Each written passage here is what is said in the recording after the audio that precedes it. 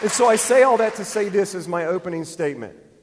Whatever you see tonight, whatever I'm going to share with you tonight, there is a purpose and a rhyme and a reason that will lend itself towards a conclusion of building a bridge that hasn't been built.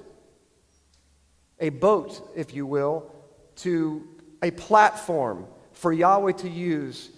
No, thank you, Lord. A net. A net. Because we're fishermen, are we not? Fishermen are, today's fishermen, they go out on a boat and, they kick their feet back and they got a, Pepsi in their hand listening to the radio. That's not a fisherman. You want to see a real fisherman, turn on the sports channel and watch a professional fishing tournament. These people they'll cast 1,000 casts an hour because their entire focus is to catch fish. Their whole life revolves around catching fish. Are we professional fishermen? And when you're catching fish, I love to fish. And there are people, and David Robinson and Jim Riley, I don't know, all of our elders are fishermen for some reason. I just caught that. But fishing is a very incredible sport. You know why? Because when you fish, like I love to bass fish, but I also love to trout fish as well. And you know that I cannot take a big old giant crankbait for a bass and fish for trout. It won't work. Because every fish has a very specific bait that's required to catch it.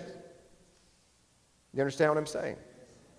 And so what happens when you fish, even if you don't know anything about fishing, you can answer this. So you're fishing and you're throwing out casts and you know there's fish there. Because this guy's catching fish. But you're not catching anything. So, and this has happened to me so many times. I'll be trout fishing and there's 100 guys around. And this guy next to me is a professional.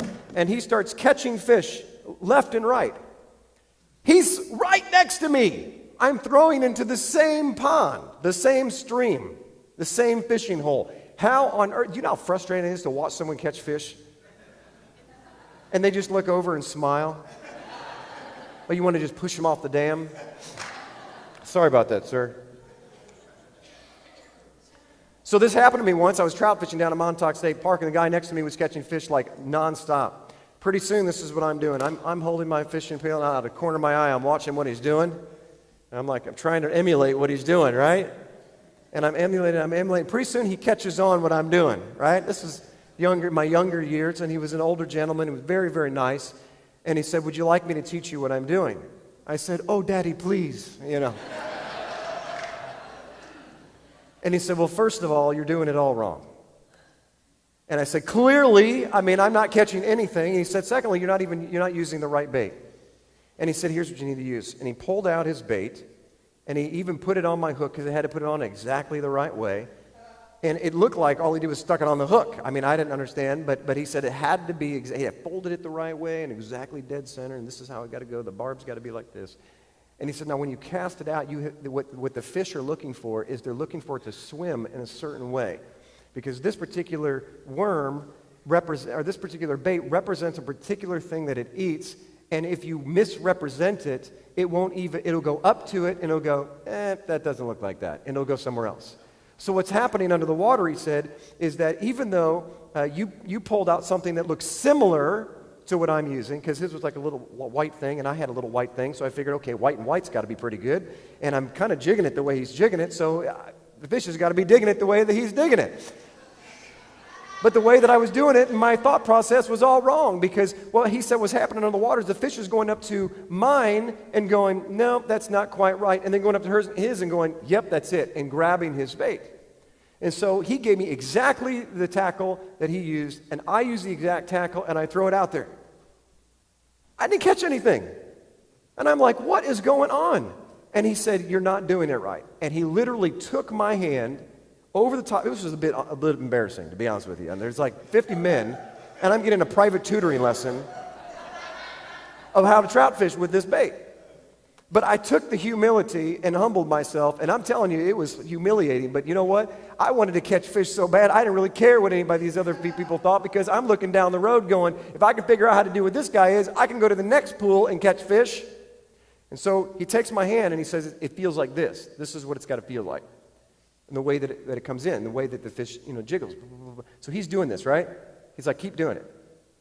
Bam! And I'm like, I love you. Now get out of my way! And I did, man. I caught fish after fish after fish after fish. And what Yahweh taught me in that moment is, first of all, life doesn't matter and it doesn't work without mentorship. It just doesn't. Because anybody can come into God and just try to figure out how to do it on their own, and they're only going to have a limited amount of luck. And once every year, they'll catch a fish and they'll go, oh yeah, I'm doing good. Catching some fish here. This is good stuff. But did you know you were not meant to catch a fish a year? You were meant to catch your limit every day. But in order to catch your limit every day, you have to humble yourself in front of someone that is willing to mentor you and teach you. And here's what happens. When you teach someone, when he taught me, guess what I should have done? My first fish should have went to him. Biblically, that's called a tithe. Because what did he do? I'm giving one Melchizedek tithe to be able to fish for a lifetime. I'm giving back to God what he gave me so that he can equip me to go get more for him. It's all about fishing. And so tonight I want to go through some tackle with you. I want to go through our tackle box. And so tonight we're going to talk about alignment. We're going to talk about tackle box. We're going to talk about what God is doing in the earth realm and what he wants to do. But first we've got to set some things straight. I need to go through some terms with you and clear them up, because in this movement there's a lot of non-clarity. There's a lot of cloudy waters. And so it's difficult to even see where the fish are at, because the waters have been so clouded by the dirty boots of the fishermen. Amen? Would you agree with me? So let's go through some terms, and I want to clear up a few things that I think are very critical for us to understand, because many of us, when we come out of Sunday church and we come out of whatever Christian denomination that you come from, it is so easy, because your emotional system is tied to your past and all the memories. It's so easy to take the entire bathtub, not just the baby in the bathwater, take the whole bathtub and rip it out of your house and throw it away. And say, okay, we got it all wrong. We got to start over. Let me tell you something. You didn't get it all wrong, and they didn't get it all wrong. You're only here today because they loved you enough and fed you enough to sustain you enough for this time. You wouldn't spiritually be here at all if they would not have fed you something. So praise the Father that they were giving you Jesus and him crucified, because without Jesus and him crucified, you wouldn't be here crucified today, learning his real name. So speaking of Jesus, let's find out where Jesus actually came from. Where did he come from? Where did the word Jesus come from? This is going to be very simple. I'm going to hit several different things here. I want to clear this up, because there are some people that are out there today that will say that Jesus is a bad word. And it's unfortunate, because most people that say things that are not accurate, guess where it comes from? Just ignorance. They don't know any better. So let's talk about it. You probably can't see this very well, but I'll read it for you. This is a chart. Instead of making my own, it was easier to find one online. And this is just a great chart to illustrate the etymology of the word Jesus. Where did it come from? So on the left-hand column, you'll see in Hebrew, the word is Yeshua. The phonics is in the middle, so you know how to pronounce it. And that goes all the way back to about 1500 BC, before the Paleo-Hebrew and so on and so forth. And so Yeshua is the original name of Jesus. Then you see the Aramaic is Yeshua, or Yeshua, it was pronounced, and it's also very similar to the Hebrew, because they're using the same Hebrew characters. And that's in 250 BC, just a slight change. Then when you get into the time of Christ, you get into the Greek. And the Greek, what they did was they take the original word and they break it down to the letter, and then they transliterate it, because in the Greek there is no word for Yeshua. So they had to make up a new word. So they transliterated it, and they took the yod, and that turned into the first Greek letter. Then they take the sheen, and there is no sha, but there is a, what is the S in Greek? I can't remember now. Sigma, thank you. And that became the S. And then they took the vav, and so on and so forth, until you end up with the Greek version, which is Jesus. Jesus is the transliterated version of Yeshua, because there is no Yeshua. You can't say Yeshua in Greek. There's not a word for it. So they had to make up that new word, which is Jesus. Then, if you go back to the chart from the Greek, it goes to the Latin, and you see that it's Jesose. Jesus. Very similar to the Greek, and that is in 300 AD. And then from the Latin, it went to the original English, and about 1536, if I remember right, is when the J was introduced. So there was not even a J in any language until 1530s, and that's where the I in Jesus got changed to a J as the New English began, and now you had Jesus, and in English was pronounced Jesus. You see the evolution and how it works? And so when people say, oh man, when you say Jesus, that comes from Jesus, that comes from Zeus. See the logic?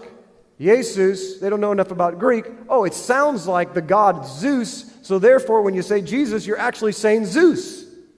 How silly is that? So I'm just making this very clear tonight to let you know that Jesus is not a bad word. It's not a correct word. It's not linguistically correct by any stretch of the imagination, because the English, what's so funny is it went through evolutionary stages throughout time to get to where it is today. But if English was alive in the first century, it would have been Yeshua, and then there's no need to translate it transliterate it into English, because you can translate it. There is a word in English that means Yeshua, and it's Joshua. So, matter of fact, even in the King James Version, there's one verse where they translated Jesus as Joshua, because it was talking about Joshua in the Old Testament, and they didn't want the reader to get confused. Go figure. They get it right to not confuse us, and they leave Jesus in there the entire time. And it actually should be translated Joshua, if anything. I'm glad actually that they didn't translate it as Joshua, because it would be very confusing because there's so many Joshuas that are out there. So they wanted to designate it and set it apart. And that is the etymology and the evolution of the word Jesus. There are people, believe it or not, in this movement that believe that if you are saved under the name Jesus, or you are baptized under Jesus' name, or if you say Jesus and you don't say Yeshua, you're not saved and you're going to hell. There's that kind of toxic attitude and ignorance, unfortunately, that's out there. And so it's important as a Bible teacher that you need to be equipped, because this is not about you. You may know this, but you will run into people. So this is an equipping night. You may not feel like it, but by the time you're done, you're going to have armor, you're going to have a sword, and you're going to have some information and a tackle box full and a strategy. And this is strategy number one. When you tell people about Yeshua, you need to understand so that you can explain to them that, hey, Jesus is not a bad word, but it's not the correct word. The original word was Yeshua, and here's how it happened. Okay? Let's talk about Christian. What is this word? This is going to be one of the favorite parts of my message, because I have a surprise that I want to share with you. I believe that the Lord's given me some revelation on this. But in Greek, let's back this up here. We got to figure out where this word came from. In Greek, it's Christianos. Okay? Christianos. Now, Christianos is made up of two words. Believe it or not, because you had Aramaic, you had Latin, you had Hebrew and Greek, all in the first century. Some words are actually combinations of multiple words.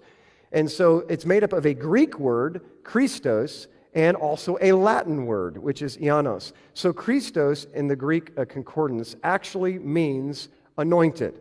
It comes from the Hebrew. It is a direct translation from the Hebrew word anointed, or what we say in Hebrew is Mashiach. So, when we say Yeshua HaMashiach. Ha is the in Hebrew, so it's Yeshua, Jesus, Ha, the Mashiach, Messiah. Jesus the Messiah, Yeshua HaMashiach. Follow me? Okay, so Mashiach in the first century, if we want to translate that into Greek, it would be Christos. That's what you would say. It wouldn't matter if you're talking about Moses, because Moses was also an anointed one. It could have been a rabbi. It could have been a famous philosopher or a prophet. They would say he's Christos. Mashiach, if you were in the Hebrew synagogue. So that's important for you to know. It means anointed. Secondly, it comes from the root word kreo, this is cool, which means to smear or rub with oil, to consecrate to an office or religious service, or to anoint. This is what they did when they anointed kings. They would pour oil over their head all the way down into their beard. David talks about this, the oil of gladness that runs over his beard. That's what it is. It's because Yahweh anointed him with the oil and it run down his beard, and they would rub it into their hair all the way. Till beard, everything. His entire head was completely covered. That is the term kreo, which is where Christos comes from, which means anointed. See how this makes sense? Okay? You're anointed with oil. This is why when you get to the New Testament, when it says go to the elders, when you're sick, for them to anoint you with oil, where do you think the concept is coming from? It's coming from the anointing of kings. Okay? It also comes from the Latin suffix, which is ianos, which means a slave to, or a slave of, or belonging to. Basically it's a slave. It's like a bondservant or a slave. We see this in historical writings. I'm just going to give you one example for the sake of time. But the word Herodianus is belonging to the household of Herod. So if you were a slave or a servant of Herod, you were called Herodianus. Okay? You follow me? Has the Latin suffix. It means to belong to or the servant of. So the word Christian, literally, in the language, forget about all the conspiracy stuff. Please don't email me. I've done my homework. I've looked at all of it. I know all of that stuff. Then I'm not even going to go there. But because it doesn't matter. The actual language itself tells you what it means. And we have those words in historical writings in the 1st, 2nd, and 3rd, and 4th centuries that bear witness, because they're not even believers that use these same exact words. And this is what it means. It means to belong to the household, or to be a slave or a follower of the Anointed One. That's what a Christian was in the 1st century. This is what it means, literally, in the Greek, to be a slave of Christ. Okay? Now, that's just the definition. Let's thicken the plot just a little bit. There are 3 places in the Bible where the word Christian is used. They're all found in the New Testament, at least the word Christianos. They're all found in the New Testament. So let's go through here, and this is going to be some critical stuff we're going to learn here tonight. Acts chapter 11, verse 26 says this, "And when he had found him, he brought him to Antioch. So it was that for a whole year they assembled with the congregation and taught a great many people. And the disciples were first called Christians in Antioch." Okay, we all know this verse, right? They were first called Christians in Antioch. This is in AD 43, and I put the dates on here because it's critical for we're going to solve a question tonight, a mystery, $1 million question that men have been asking for a century now, which is, did the disciples call themselves Christians, or did somebody else call them Christians, and was it a derogatory term? These are the debates that are out there. And so I believe, I'm going to give you my theory, that is completely can be solved within the syntax of the actual Greek language itself. And I'm not a Greek person, so I have Greek scholars I can call. And they are Greek scholars and experts, and so I rely on them. So I'm going to show you something here in just a few minutes. But I want to first show you that in AD 43 is when it's recorded that they were first called Christians, right here. Let's go to the next one. Just 15 chapters later, King Agrippa. Paul is before King Agrippa, right? He gives us tremendous exhortation and oratory of his walk with God, with Yeshua, and how he met Christ, and so on and so forth. And King Agrippa says this to Paul, "You almost persuade me to be a Christian. You're so good." This is in AD 57.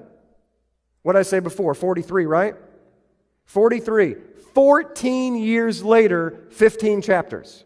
So 15 chapters in Acts is 14 years later. So the first time that they are called Christians is in Acts chapter 11 in AD 43. This is 14 years later.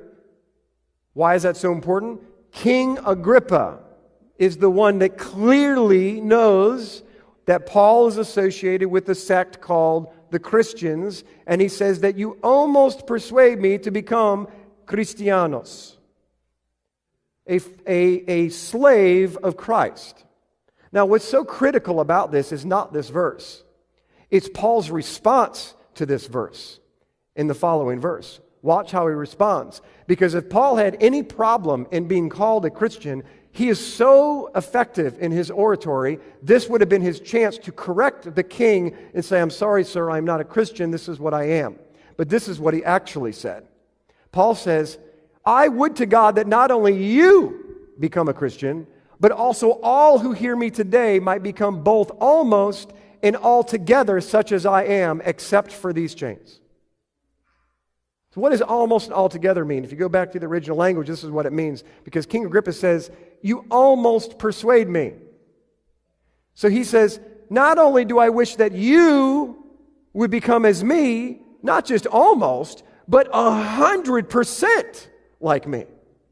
So Paul doesn't deny being called a Christian, and a case can be made very simply that he absolutely encourages King Agrippa to become as he is, what he just said. That's number 2, 14 years later. Let's move forward. There's one other place in the Bible, it's in 1 Peter chapter 4, verse 16. This is 64 AD.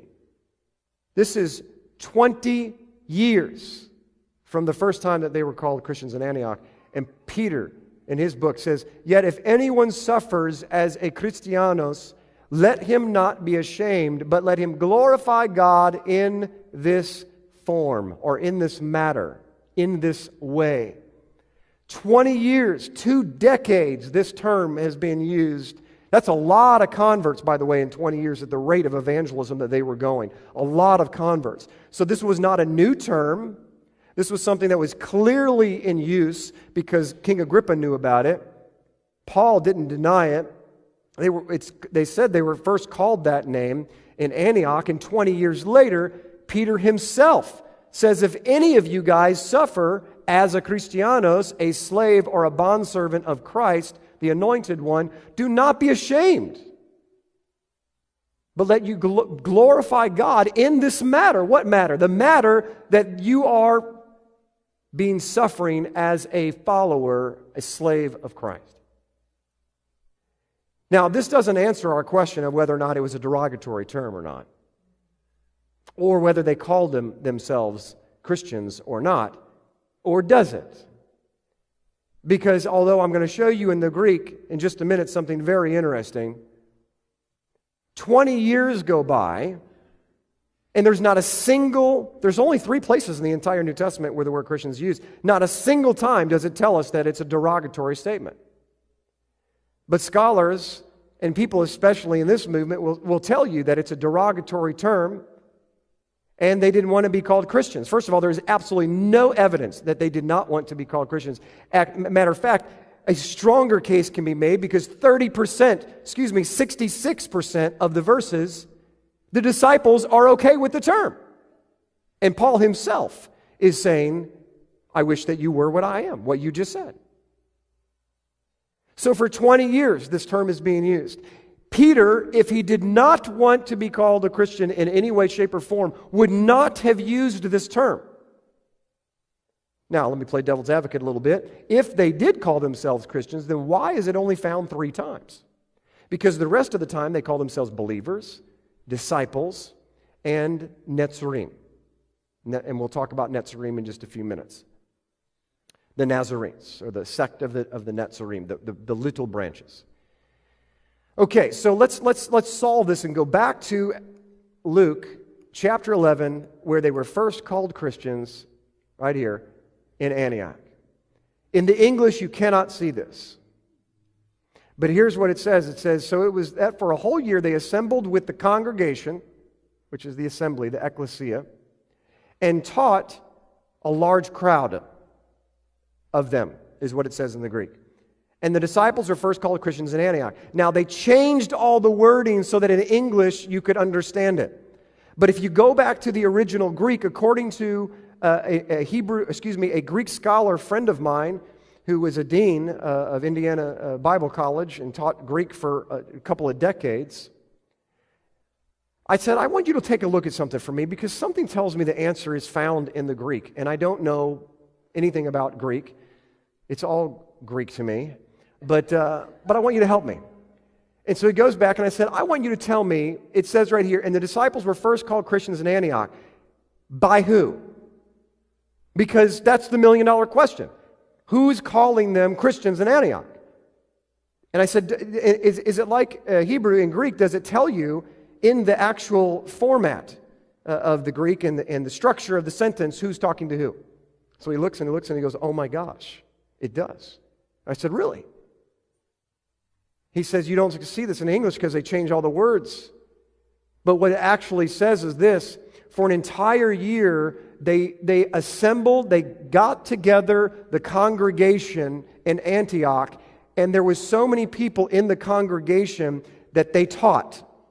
Okay, so here it seems to say they gathered the congregation and then taught a great many people outside the congregation, but that's not what it says. In the Greek it says that the great many people were the congregation. You follow me? They came into the congregation. And guess what the verb called is connected to? The great crowd. It is the crowd of people in Antioch that are converting to believing in Yeshua that are calling the disciples Christians. So in real life, in the original language, if the scholar is correct, what he's saying is that the Christians were first called Christians by the new Gentile converts that were coming into Christianity. Why? Because Greeks have to have a name. Hello? If you've been in this movement for any length of time, what does everybody say? What do we call ourselves? Because Greeks have to have a name. Greeks have to have a team, and there better be an emblem on the front of that baseball team. We can't just go out there in red shirts. It's got to have a logo on it. Why? We don't know. Is red different than blue? Yes. What do you need a logo for? But we have to have a logo. We live in that kind of Greek society. So what's amazing in the actual Greek language is that the people that are calling themselves Christians are the ones that are being converted into Christianity. That's just the truth of the matter. But that doesn't really solve our problem for tonight of where I'm going, which you're not really sure where I'm going. Some of you are going, what is he up to? I smell something. Hold on to your hats. Don't throw anything at me yet. You don't know where I'm going. What I wanted to prove to you right off the bat is, first of all, Paul had absolutely no problem in identifying himself, if you will, as a Christian. Peter clearly had no problem doing it because he's the one that says if you suffer as a Christian. And King Agrippa knew that the sect of the Way, or the Nozarim, were also called Christians. Now, there is a theory that it was a derogatory term, and it meant fool or idiot because there is a word, the Cretians, Crete, they were idiots. It was an idiomatic expression for the people that lived in Crete. They didn't like them. They were smaller people, kind of renty people, and they called them idiots. And so they say that, the word Christian actually derived from the word Crete. No, the word Christian is made up of two words, a Greek word, like I just said, and the suffix ianos. And that's how it put together. So the conspiracy theories just don't bear out because we have historical writings that call the Christians by their name. And we know that it doesn't mean idiot because the actual root of that word, Christos, was used for other gods because it meant anointed or good. Do you follow me? They wouldn't be calling Osiris idiot Osiris. I'm just dispelling some myths, okay? So it meant good or anointed, which is why they used it for their gods. All right, let's move forward. This is amazing. Who are the watchmen? Jeremiah chapter 31 verse 6 says this, "For there shall be a day when the watchmen will cry out on Mount Ephraim, Arise and let us go to Sion, to the Lord our God. There will come a day when Ephraim will wake up, stand on his own mountain, and say, Let us go up to Sion, to see the Lord our God." What's so amazing about this, if you look into the Hebrew, is the word watchman there is notzrim. And can you imagine that today, notzrim is none other than the Hebrew word for Christian? Ask any Jewish person today, what's the word for Christian in Hebrew? They'll say notzrim.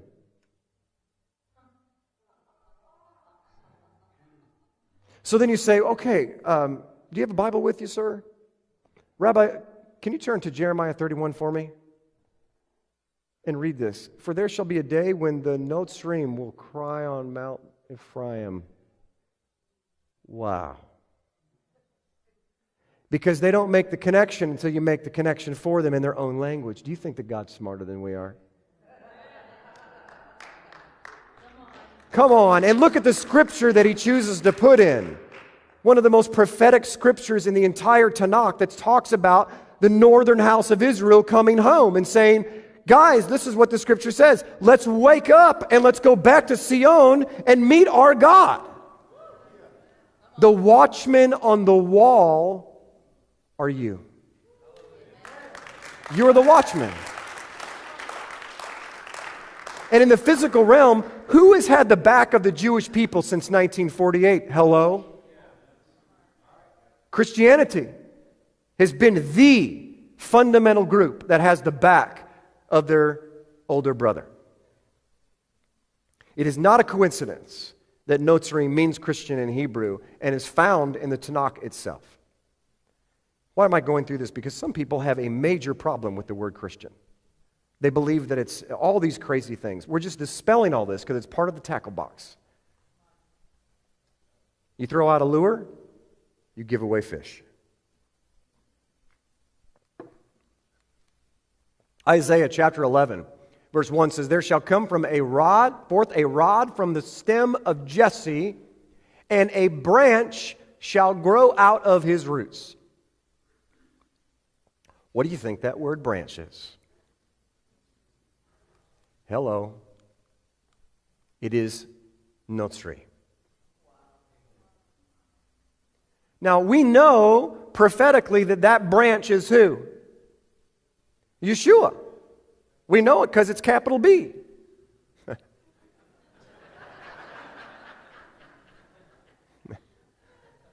No, we know it because the New Testament talks about that. We know that Yeshua is the branch that came forth, the rod, the stem of Jesse. A branch shall grow out of his roots. And that branch is what we are all a part of today. I think it's etymologically amazing that the Hebrew word for Christian is notzrim, and that Yeshua himself, right here in this scripture, is the same exact word.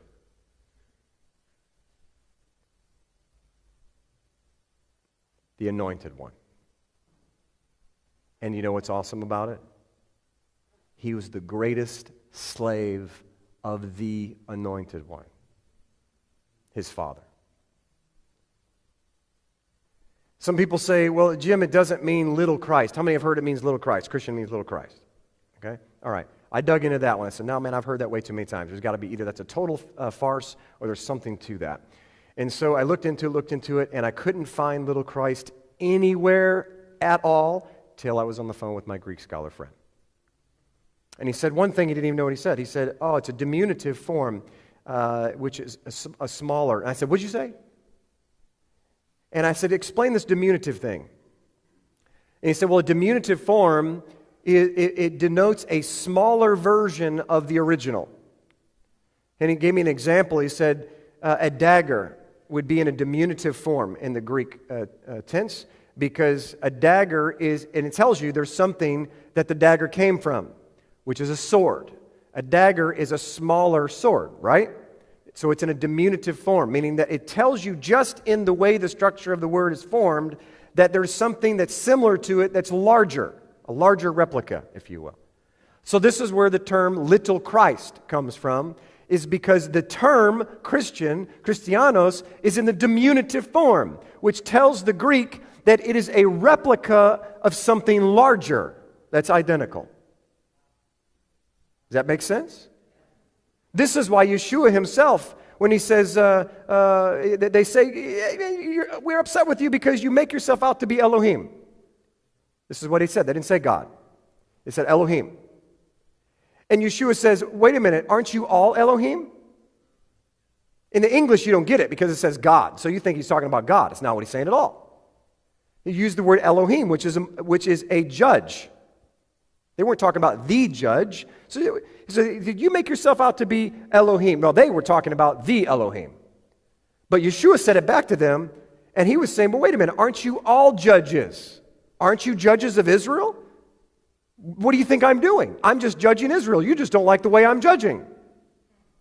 So because I'm judging righteously, and it comes across as if I am the Elohim, have you ever thought that the Elohim is judging through me? Because that's what your job is supposed to do as Elohim of Israel, is to judge as he judges. So Yeshua says, I'm just calling the shots the way I see them.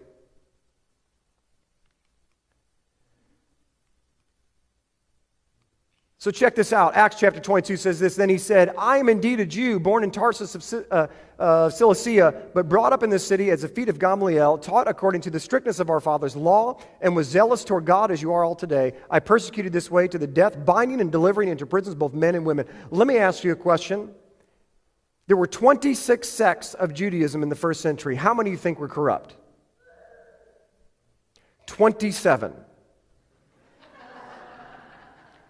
It's an inside joke if you know anything about Judaism. If you get 2 rabbis, you get 3 opinions. Okay? One always has a backup plan. Every one of them were messed up. Most all of them didn't even believe in Yeshua. Get this.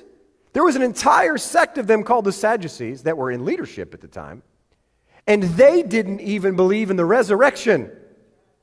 Folks, let me tell you something. If I stood on this stage and said, I do not believe in the resurrection of the dead, nobody would follow this ministry, and I would be cast off. The entire leadership sect did not believe in the resurrection, and they were called Jews. The thing that got me thinking through this process is, wait a minute, Paul calls himself a Jew when every one of them are messed up.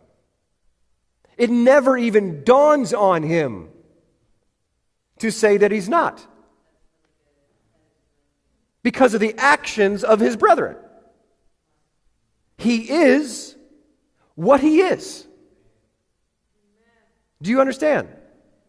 Let's go further, because Paul the scriptures don't just stop here. He goes way beyond that. Let me just ask you this. If I say that you're a Pharisee, is that a good thing or a bad thing? It's a bad thing. Even secular people, it's become an American idiomatic expression that he's acting like a Pharisee. It means what? You're a hypocrite, right? I bet there's atheists that don't even know what a Pharisee is. They just know that it means a hypocrite. In the first century, would you agree they were hypocrites? Would you agree they were a brood of vipers? That was a curse word in the first century. Darn close to it. And Yeshua had no problem in calling things out exactly the way he saw it. The Pharisees were not on his good, happy list. But that didn't mean they were all bad. Because watch this. Acts chapter 23, verse 6. Men and brethren, I am a Pharisee, the son of a Pharisee, concerning the hope and resurrection of the dead. I am being judged. What is he being judged by? Because he believed in the resurrection. He's associating himself with the Pharisees because the Pharisees believed in the resurrection of the dead and the Sadducees didn't. And he's talking to the Sadducees and he says, you need to understand something, pal. I'm a Pharisee. I believe in the resurrection, and that's what we're talking about here today. So Paul not only calls himself a Jew, he associates himself with the very people that Yeshua said, these guys are idiots. Don't do anything they tell you to do. Unless they're sitting on the seat of Moses. Other than that, don't do anything they do. And Paul associates himself with a sect that is completely corrupt. Why? Interesting question. I'm going to suggest to you that Paul, and I think this is a good suggestion, Paul was the ultimate fisherman. He knew when to play his cards and how. 1 Corinthians 9 says this, verse 19 and following, "For though I am free from all men, I have made myself a servant to all, that I might win the more." What's he talking about? He's talking about fishing. "And to the Jews I became a Jew, that I might win Jews." Because he was a Jew. "To those who are under the law, as under the law, that I might win those who are under the law. To those who are without law, period, as without law, not being without law toward God," meaning that I'm not going to break the law, "that I might win those who are without law. To the weak I became weak, that I might win the weak. I have become all things to all men, that I might by all means save some. Now this I do for the gospel's sake, that I may be partaker of it with you." What's Paul saying? He's unpacking his strategy. I don't know about you, but I want to learn from great men of faith. I want to be like Abraham and Isaac and Jacob in his latter years. I want to learn what Paul did and how he did it. Why did Yahweh choose him to be a light to the nations, to the Gentiles, and to bring them in? What caused Peter to be the one to be chosen, even though Peter was like about as arrogant as you can get and a coward on the same side of the coin? God seems to choose messed up people. I want to get into Yahweh's mind and say, why did you choose these men, and what were their quality features that they had that you're looking for? Because that's what kind of fisherman I want to be. Dude, who doesn't want to be chosen by God? Come on, I mean, you remember out in the playground, when they choose teams, right? Didn't you sweat when they were choosing teams? Man, I hated that. Because I was always third to last. I was never last. Praise God for those other two people.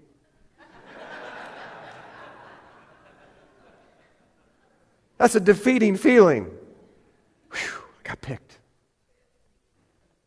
I want Yahweh to pick me. I want to be like Isaiah says, "Here I am, send me," don't you? Well, if that's the case, then you better have the DNA for him to pick you. You need to know what that is. I believe the Father has shown me his DNA of what he's looking for, because it's not a revelation. I'm a good reader. I study these guys. Paul's telling us something here. He doesn't separate himself so much that nobody can relate to Paul. "Oh, I came out, all you Jews are wrong. I'm not a Jew anymore. I am separating from the Jewish people. I'm going to do this. Oh, I can't be a Gentile. You're pagan. You don't have the law. What's wrong with you? You have the law. What's wrong with you?"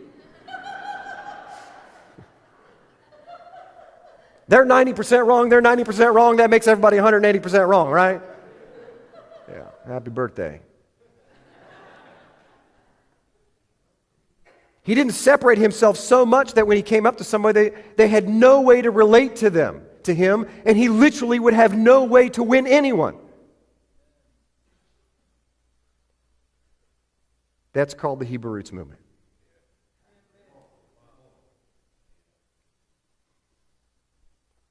They cannot speak this verse. Generically, I'm not saying everyone. But many people in the Hebrew Roots movement cannot even say this is Scripture. Because they can't even absorb it into their own life. Because if you take them back, you don't even have to take them back. Right now. The only umbrella in the entire world that bears the name of Jesus Christ, Yeshua the Messiah from Nazareth, is the umbrella of Christianity. No different than the only group of people in the first century that bannered the God of Abraham, Isaac, and Jacob was the Jewish people. They were just as messed up as Christianity today, yet Paul decides to associate himself with the group of people closest with that umbrella to the God of Israel. Today, Christianity is the only umbrella. Paul has no problem in absorbing it. And he says, you know what? I'm not going to let them hijack what a Jew is. I will spend the rest of my dying days telling them what a real Israelite looks like. And I will take back that toxic term, he says, in so much language. Because Paul's eyes are on the prize, and the prize was winning souls into the kingdom. That was what his full goal was to catch as many fish as possible.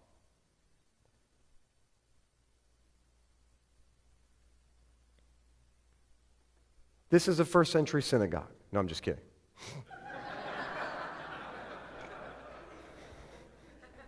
And you wondered why you like Chinese so much.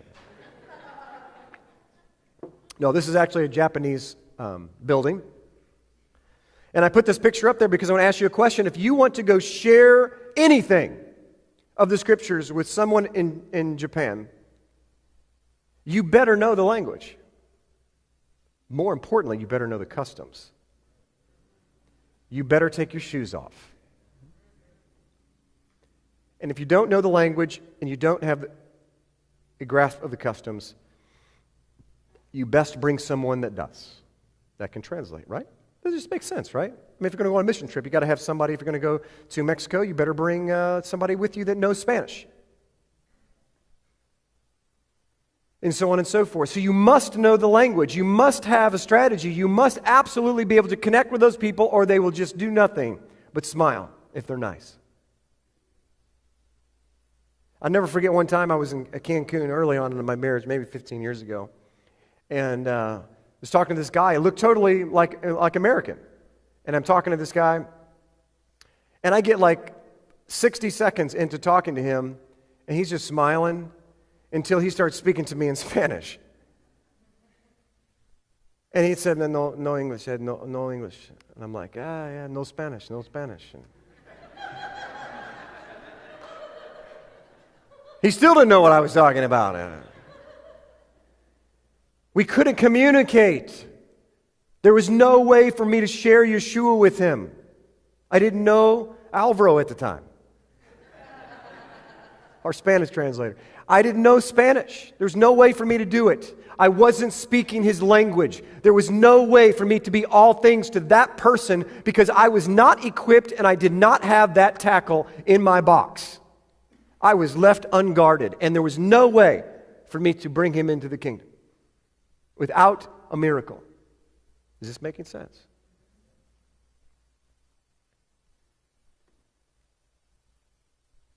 I chose this scripture because I believe that it absolutely represents this movement to a T.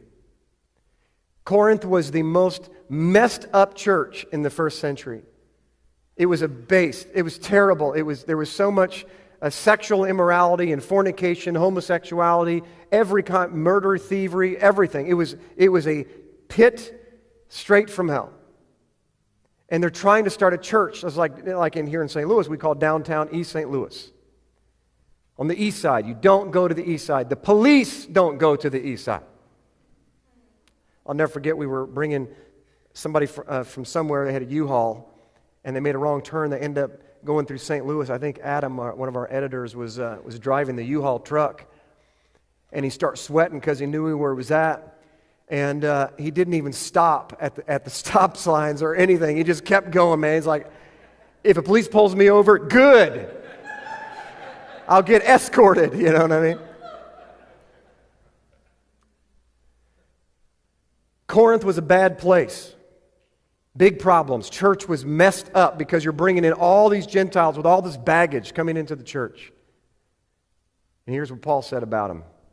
For though you might have 10,000 teachers in Christ, yet you do not have many fathers. For in Christ Jesus I have begotten you through the gospel. Meaning, I'm your father. You have too many teachers. You got 10,000 teachers teaching you, and you have no fathers, meaning that you are going nowhere fast. Because you can read the books on fishing, ladies and gentlemen, all you want. You can go to Walmart, go to Bass Pro, Cabela's, and buy all of the tackle that you want. Get the top of the line, top of the line, top of the line. But you're not catching fish until you have a father standing next to you holding your hand. Paul says you learn too much. You know nothing. Because only a father knows how to produce a son. You can't learn how to be a son in school. You can't learn how to be a son in yeshiva. You can't learn how to be a son online. You'll learn how to be a son by being mentored by a father. And this movement, the Hebrew Roots movement, is filled and riddled with teachers and not enough fathers. Not enough fathers. Not enough shepherds. Not enough pastors and rabbis that would lay down their life for their sheep and mentor them and spend time with them and counsel them to the wee hours of the morning. There's just not enough. And every shepherd in this movement knows it. I've talked to many of them and they fully agree. We've got a problem on our hands. The greatest message, and we're not equipped with even the tackle box to bring to the stream. Galatians 5:22, I say this all the time, but I just want to share this with you so you know I'm not just making it up. But the fruit of the Ruach is love, joy, peace, patience, kindness, goodness, faithfulness, gentleness, and self-control. Against such there is no law. Those who are Christ have crucified the flesh with its passions and desires. If we live in the Spirit, let us also walk in the Spirit. Let us not become conceited, provoking one another and envying one another. Now, some of you are brand new, and so you'll just have to take this. But for those of us that have been in the Hebrew Roots movement for a long time or any length of time, you know that it's pretty messy. They don't call it messianic for nothing. And although we laugh, I cry when I think about it that the word messianic comes from the root word Messiah, and we have messed up the Messiah. Because we've become conceited. We provoke one another. We're envious. We're jealous. We put stumbling blocks in front of one another. We have ill intentions and motives. We hurt people. We're mean. We're conceited in multiple ways. From what we believe and what we think we believe.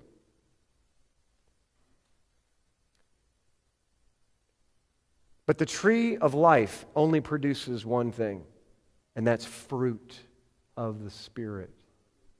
It doesn't produce knowledge. Knowledge is a great thing, no doubt about it. Without it, you cannot have the fear of the Lord. But the tree itself only produces fruit. And knowledge is not a fruit. So we better start producing the fruits of the Spirit, because if we're not producing fruit, we are not connected to the tree. And that is a scary thing. To have the message of all messages, understanding of all understanding. Do you see why Yeshua says, you know so much, but you know nothing? You see how Pharisees or religious leaders or teachers can stand before God in Matthew chapter 7, and he can say, depart from me, for I never knew you, you wicked people. Even though they've raised people from the dead, cast demons out in Jesus' name. How is that possible? Because they're eating from the wrong tree and they don't know it. The tree of knowledge of good and evil produces fruit and knowledge that puffs up. The tree of life only produces fruit from the Ruach, which humbles. Because the closer you get to knowledge, the more excited that you get how you found it. The closer you get to the Almighty, the smaller you feel. The more you truly learn knowledge from the perspective of the Ruach, the more you feel like you know nothing. Anybody ever feel like me sometimes? You know, I get so intimidated around other teachers and other things, and I read stuff, and I'm like, I feel so dumb. All the time. And God says, good. And I say, that hurt my feelings. And he said, good, because that's pride too. We have this kind of relationship. I'm firstborn, stubborn, and so is he. But you know what? It's true. We need to be producing the fruit of the Spirit, and here's my opinion. If I was an outside person looking in, I don't see it in this movement. The people that are toxic in this movement, the people that believe that unless you say Yeshua, you're going to hell, that if you ever say Jesus, you've lost your salvation, the sacred namers that say that you have to say it this way. If you don't say it this way, you're wrong. And they spend weeks and months debating with you, turning off people after people after people that might have come to the knowledge of Yeshua if they would have just put their guns down for a minute. Do you hear what I'm saying? My heart as an evangelist is to bring people in. It's to catch fish. And this movement is toxic for the most part. Filled with a lot of really good people. Filled with the Spirit. And every one of us wish that we could get rid of all the toxicity. But we can't. Or can we? Abba has a plan. And I'm almost there. 1 Corinthians 12. Turn with me in your Bibles real quick. Because there's really two things that Yahweh is really interested in. And that is the gifts, the fruit of the Spirit, and the gifts of the Spirit. Oh, I know. You're like, wait a minute, man. I haven't turned to 1 Corinthians 12 since I was at First Baptist of blank and blank. Chapter 12, verse 1. Now concerning the spiritual gifts. Now the word gifts there is in italics because it's not found in the original language. The Greek word there is spirituals. That's what it means. Okay, that's what it is. Now concerning the spirituals, want to be spiritual? How many want to be spiritual? Raise your hand. All right, we all want to be spiritual, right? This is it. This is how you become spiritual. Now concerning the spiritual gifts, brethren, I don't want you to be ignorant. You know that you were Gentiles carried away to these dumb idols.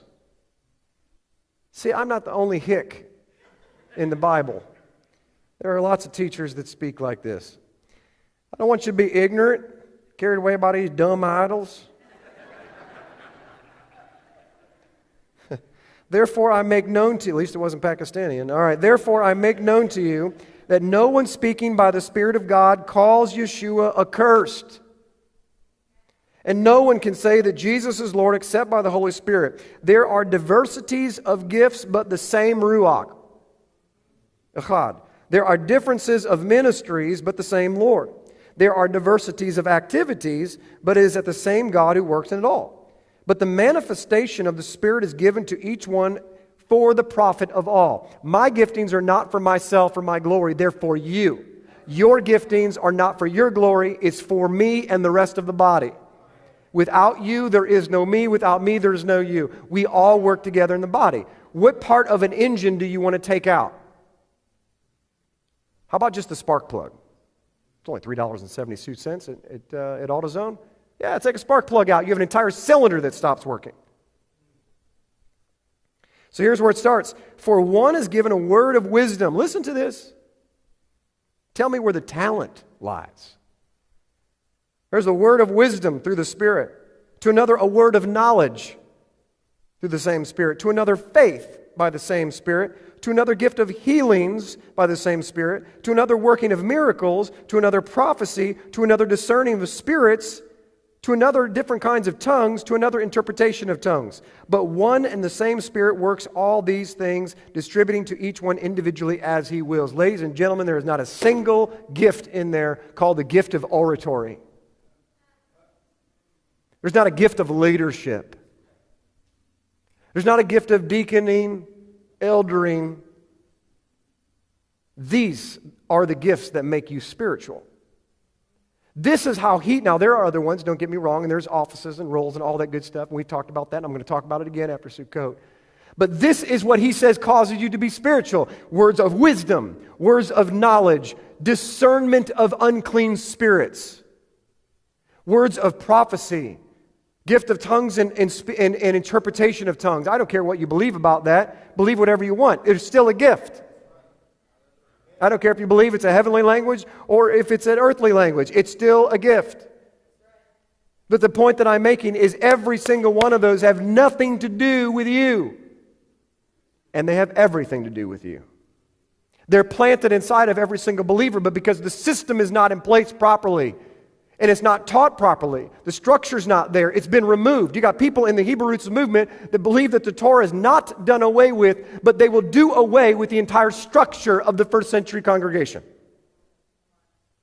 Are you kidding me? You do away with the structure, you can't even hold the house. And you wonder why this movement has not got 1 million people in it already. And they're excited. Oh, it's because it's a remnant. No, that's called an excuse and a cop-out. It's a remnant because you don't know how to fish. So don't get mad if the person next to you is catching their limit. Don't get jealous.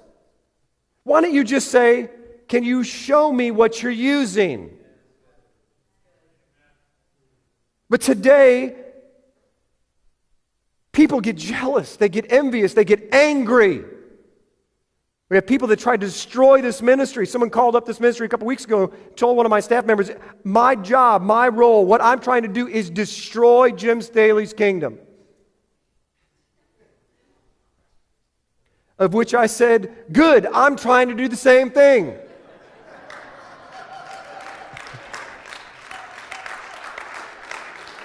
I didn't realize we're on the same team. Ever since I came to know Christ, I've been trying to destroy my little kingdom so that I can build His. May our flesh be decreased so that He can be increased. Amen? It's a good thing that He didn't say the kingdom of God through Jim Staley or Yahweh would have struck him down just like that. Because when you put yourself against the hand of God, ladies and gentlemen, you don't survive that. This is why I don't want to come against any ministry, even if I strongly disagree with them. And you have no idea how much and how tempting it is sometimes to I just want to say the names of the ones to watch out for. But my staff says, don't. And Yahweh says, don't. You know why? Because God is using them. I believe they're doing more damage than good sometimes, but it's not my judgment call to make that. And if I put my hand against those ministries and call them out, what will happen is I'm putting my hand against the 10% that God is using them. Which means I'm stopping 10% of the work of God. And yet those ministries are calling out giant ministries and saying these are wolves in sheep's clothing. We don't have the right to do that, ladies and gentlemen. You can't catch fish by condemning people. Because one day, maybe that televangelist shows up at your front door and he recognizes you and now you've lost your opportunity to share with him. And that person could be your neighbor. What I believe Yahweh wants, let me get back to the scriptures, which is most important. What I believe what Yahweh wants is He wants His people who are called by His name to humble themselves and turn from their wicked ways. And this is the opposite of the wicked ways and pride, is the spiritual gifts, and it is the fruit of the Spirit. If we do not display the fruit of the Spirit, ladies and gentlemen, in this movement of men towards God, those that are not in this movement who do display the fruits of the Spirit will never hear what we have to say because they got it right. Their filter is the fruit.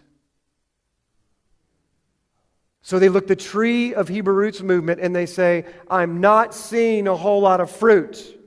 I hear what they're saying. Intellectually, it sounds appetizing. Intellectually and biblically, they might be right, but they can't be right because that tree is dead.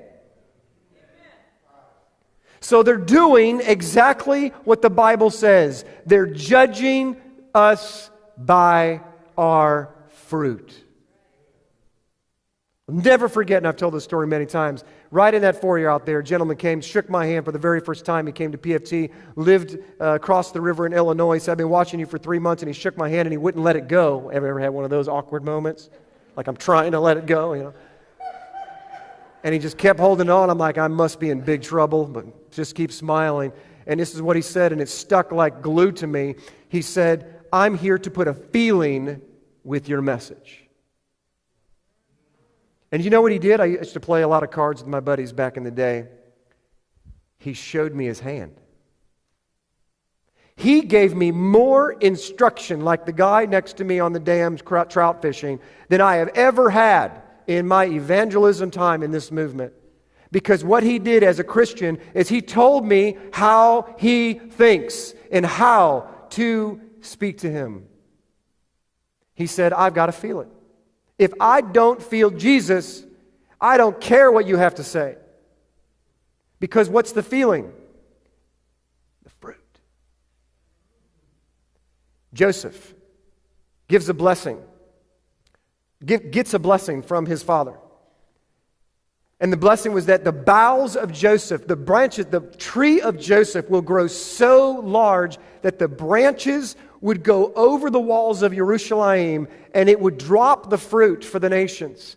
And the nations will come and they will eat the fruit and say, what kind of God is so great that has so amazing decrees and wisdom as this God? Ladies and gentlemen, I'm not a smart guy, but I can read the Scriptures and deduce that that is an evangelism technique that he's trying to tell us. That if you stand when all else fails, and you root yourself deep into the Scriptures, and you let yourself grow spiritually with the spiritual gifts and the fruit of the Spirit, you will grow such amount of fruit that you will go over the walls of Jerusalem and you won't even know it, and you will drop the fruit for the nations, and they will come and they will see the fruit of your life first, and then they will say, tell me about these commandments that you keep talking about. What kind of God is so amazing to produce fruit like this? Because I've never tasted anything so great. Let me put it in real life language. My marriage has been messed up for 28 years. And in the last 3 months since I've been eating this, my marriage is fully restored. My 17-year-old's been walking in fornication and drugs for 3 years now. And when 1 week of watching Truth or Tradition, he went from atheism, true story by the way, went from being an atheist to a believer in Yeshua, and he's on his way home.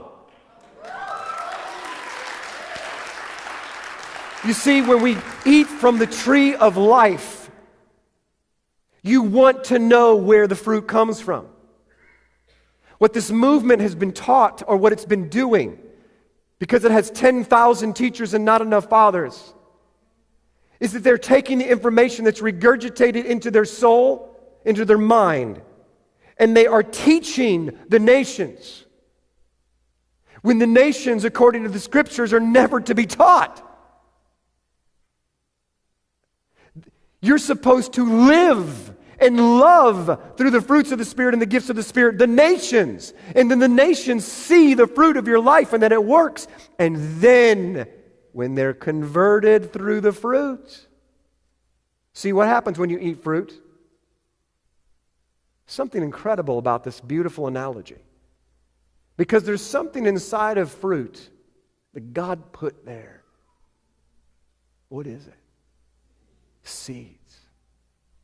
So when you take fruit and you put it in the ground, the seed goes in there, and what does it do? It bears an identical branch to produce the same fruit.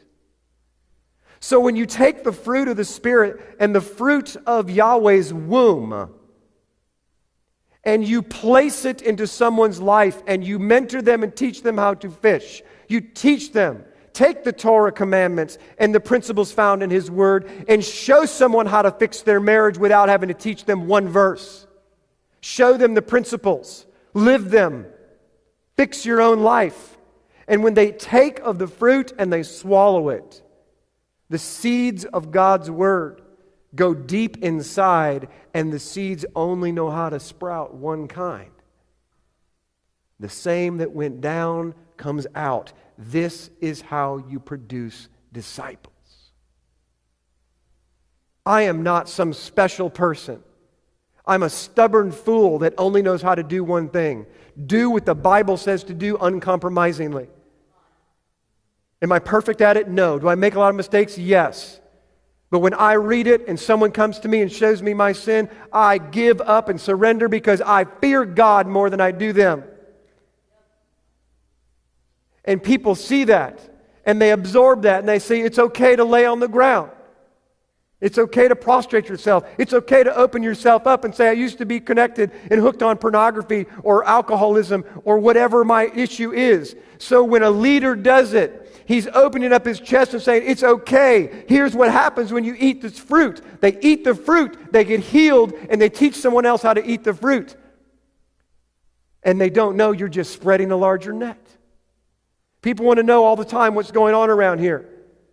They watch on the live stream and they want to know why is the buzz, what's all this buzz about passion for truth? It's nothing about passion for truth. We just are doing what the Bible says. And we're loving people along the way. You're loving people along the way. And it's working. But we've got to learn the spiritual gifts, ladies and gentlemen. You have them. There should be far more than a handful of people that have a gift of prophecy, or words of wisdom, or words of knowledge, understanding, a discernment of spirits.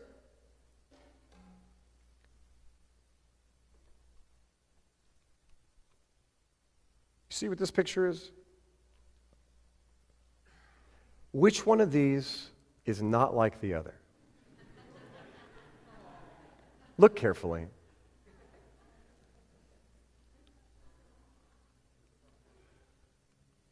How about this one?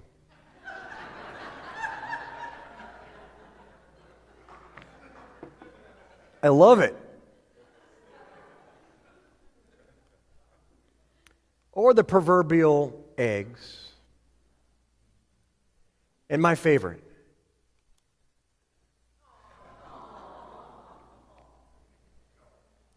Listen to me carefully.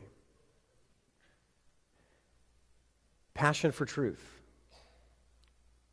has always been the ugly duckling from the perspective of men in this movement.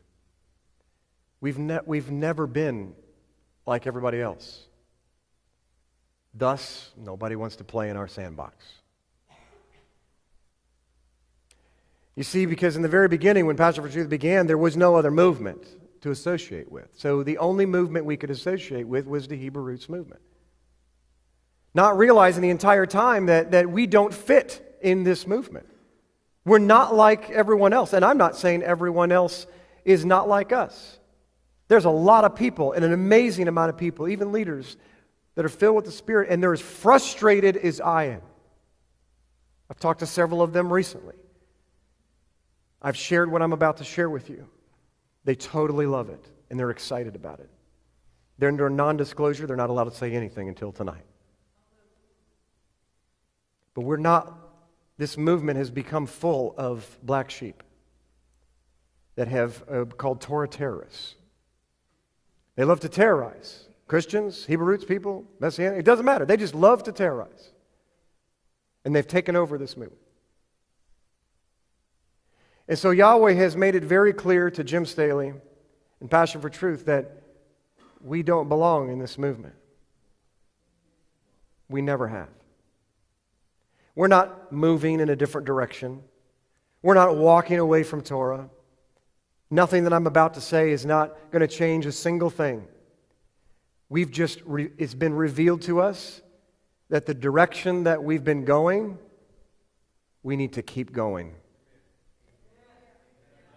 And it's not in the same direction as where we were. And so if we're going to minister to people all across the globe, do I want a brand new Christian from England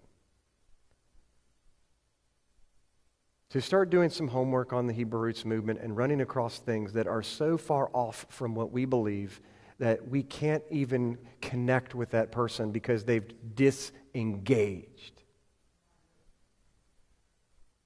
The answer is no.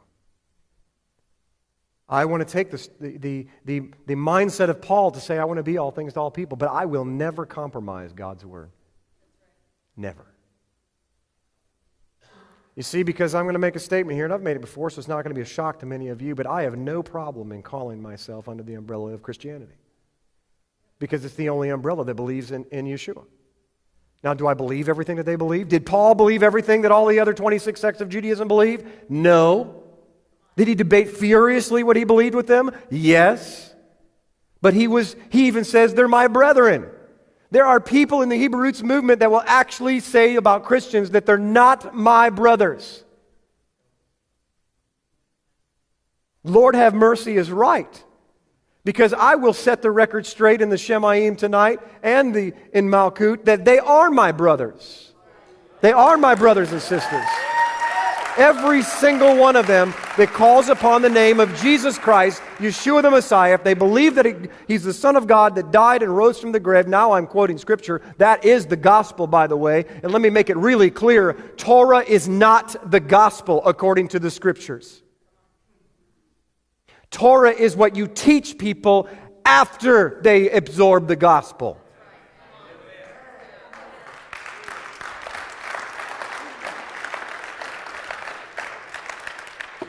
Joseph. God is so smart. I love him. I really do. Because he's so creative. You see, Joseph was given a coat of many colors for one reason, because his house, the northern 10 tribes, would be called the house of Joseph, which would be scattered throughout all the nations. And all the nations would have different flags and different colors. So Joseph's coat represents all the nations. The 70 nations. He's the leader. He is the Pied Piper that will call back the nations. That's the coat of Ephraim. We say that we want to reach Christians. I don't know very few people in this movement that do not want to reach Christians, to get them to go deeper into covenant. Not to tell them that they're in the wrong religion, but to get them to go deeper. And let me tell you something. Let me just give you a strategy from an evangelist. If you get people to go deeper, naturally things fall off of them and float to the surface. You don't have to point out everything that's wrong. Get them to go deeper, and they'll see it. Amazing, the Holy Spirit, how good He is. So if we truly want to reach the nations and we want to reach Christians, then why do we wear the coat of Levi and not the coat of Joseph? Because this movement, across the board generically, I'm not saying there's anything wrong with liturgy and stuff. One of my best friends in the world, Julian, his whole congregation comes from that perspective. And they're reaching those people. It means something deep to them, but there's a lot of people that do it, and it doesn't have any meaning. They just do it because that's just what they saw in the Messianic movement, which historically comes from the Jews for Jesus, which is a movement started by the Assembly of God to reach the Jewish people. The problem is that it had an impact they never thought. We can actually all thank the Assembly of God movement. Actually, you can go beyond that. You can thank the revival on Azusa Street. That Pentecostal revival, which created the Pentecostals, the Assembly of God movement, is what created the Messianic movement, which created the Hebrew Roots movement, which created what Yahweh is getting ready to do. Don't you dare look down on the revivals that have come from our past. They birthed one another. God has a plan. But there are many people that we're only looking, this is how much we are just creatures of repetition and copycatting. We didn't want to be like the Christian church, so there's only one other pattern to look at, and that was the Jewish people. But that movement was started to reach the Jewish people. You get it? So we say we want to reach the Christians, but we are looking like we're trying to reach the Jewish people. So would it surprise anybody or any mathematician or scholar or analyst that we're not bringing in the Christians by the masses because you don't have that tackle in your box?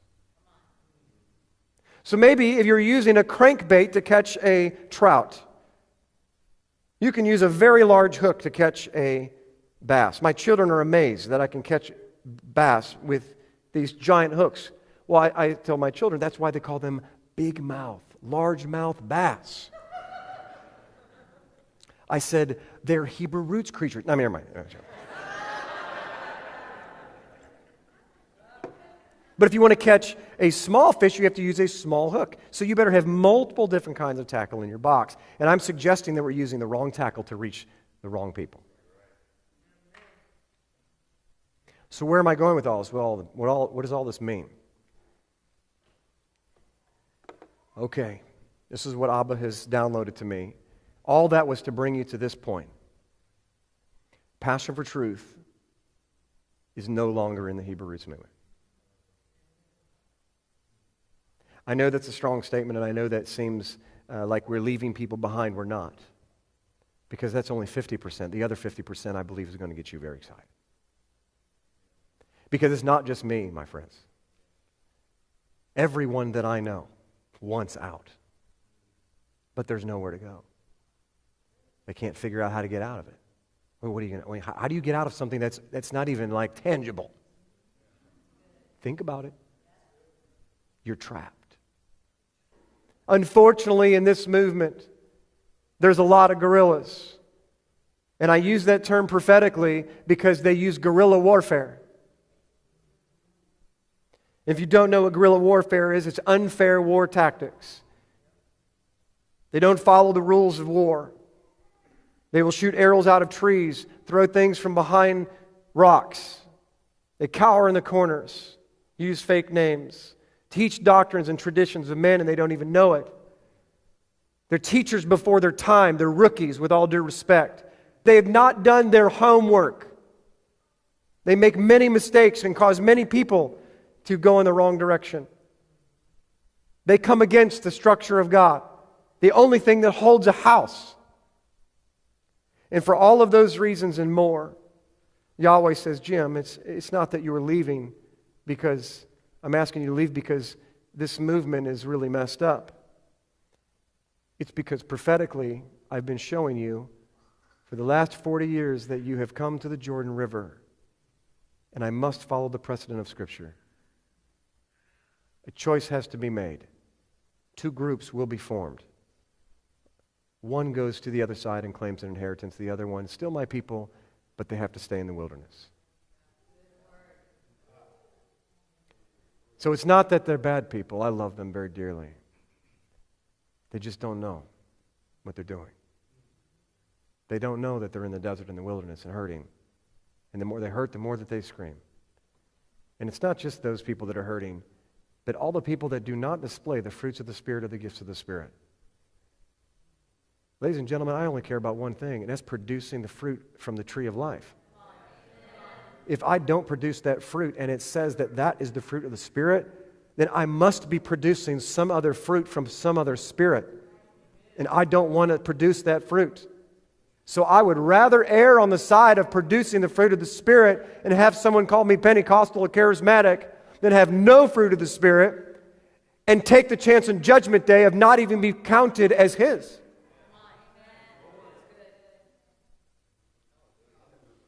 So at the end of the day, Passion for Truth is bowing out of the game, the war games. So where are we going to go? What are we going to do? Yahweh has given me, and this is not me because I didn't think of this. It was a total revelation from the Lord. I'm going to tell you how it happened, and it's absolutely amazing. What if there was a way that we could create a tackle box, create a boat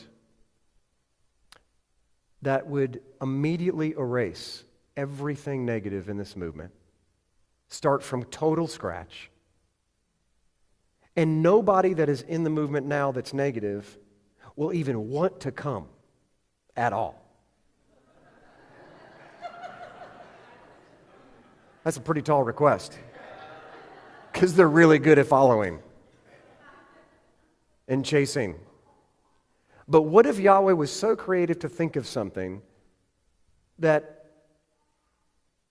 no way would they want to follow or be remotely connected to what this is going to be?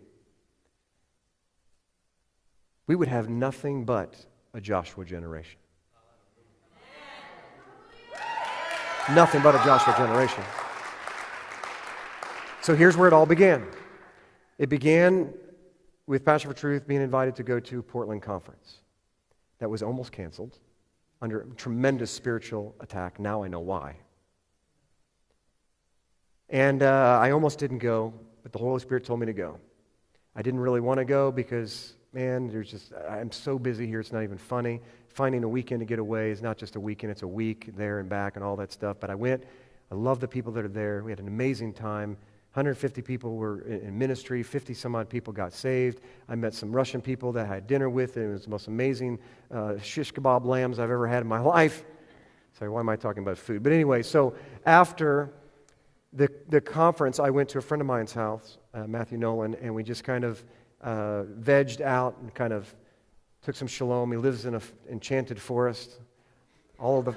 Seriously, all the trees are full of moss and everything. Is beautiful. There was sheep in front of the house, and we're sitting in lawn chairs, and I'm like, this is surreal. I'm like taking pictures. My daughter's taking pictures of the sheep and everything. And we're sitting, we're talking, and he mentioned that somebody was asking him if he was a Christian, and he said no. And I said, wait a minute, why would you say no? And he said, well, because, Christmas and Easter and all those different things. And we started talking about what Christian means, and he knew all of this stuff. But like many of us, and me included, sometimes we just need somebody else to bounce things off of and have a conversation before we actually think through what we're saying. I said, oh, wait a minute, if we're not Christians, and we're not on the umbrella of Christian, and Christian means a follower of Christ, and Christ followed the Torah perfectly, shouldn't we, of all people, have the right to be called that? I mean, we are the epitome of exactly the definition in the first century.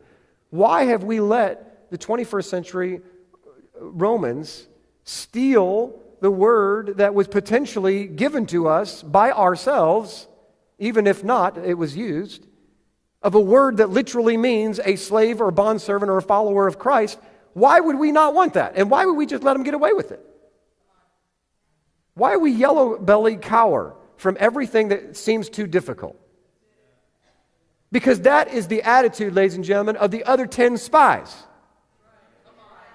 The attitude of Joshua and Caleb was, I don't care how hard it is or how toxic it is and how hard it is to get it back. I'm going to try because I serve a God of Israel that can take down giants. So we were having this conversation, and he agreed with me, and we started to get excited. And a couple hours later, we end up on the back deck. And he swears that he doesn't remember even saying this, but we were talking, and we're talking about the roots of trees and everything. It was just beautiful, just everything. I was just blown away at his little piece of property there. For years, I've been trying to get out of this movement. Back up a little bit. On our website, one that we have now, you'll notice on the homepage there is a button that says New to Hebrew Roots, right? Been there. Before we actually went live with that, I met with some of my key staff and said, are we sure we want to do this? Because this movement is already, this was years ago, 2 years ago, it's already so toxic. We have two choices. Either we can come in and really do our best to rebrand it, or we can think of a new name. Is that what Yahweh wants to do? So we went back in prayer and nobody got anything, so we just assumed, okay, this is what we're going to do. We're going to do our best to try to rebrand it. Little did we know we were trying to be a duck when we're not. We were trying to rebrand something that we're not a part of. We never were from the beginning. Yahweh was just using it as a springboard to go to another direction, so keep that in mind. So now I'm sitting on the back deck, and we're talking about roots, and he mentioned something about Christianity, and I said, what'd you say? He said, what do you mean? I said, no, what'd you just say? He said, what'd I say? I said, this is what you said. He said, I didn't say that. It was like a bad episode of Abbott and Costello, who was on first, And I'm like the beams of light are coming out through, of heaven over the top of me, and I'm like, you said Christian roots. He said, well, really? What does that mean? And I'm like, that's it. That's what I've been looking for. That's what I've been feeling. This is it. This is it. He said, what's it? That's it. What you said. He said, what'd I say? I said, Christian roots. He's like, okay, what's that? I said, this is it. What's it? This is where we're going. Where are we going? I don't know. He's on third base.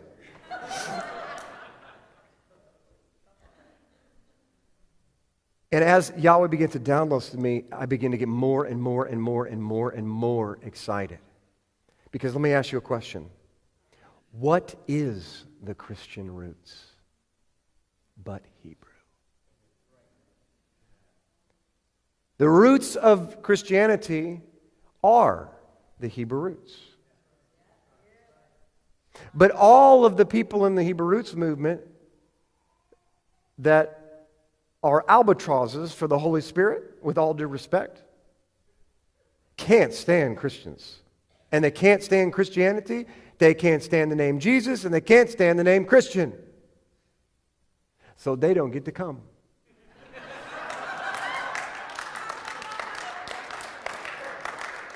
And they won't want to. So we get to go continually in the same direction. And so from this day forward, at 10:08 and 20 seconds on this night, during the Feast of Yom Teruah, Passion for Truth will no longer be Hebrew roots. We will be walking in the Christian roots of our faith.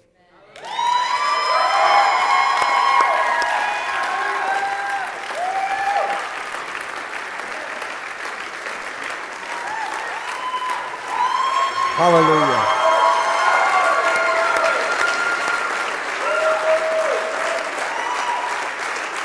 Hold on.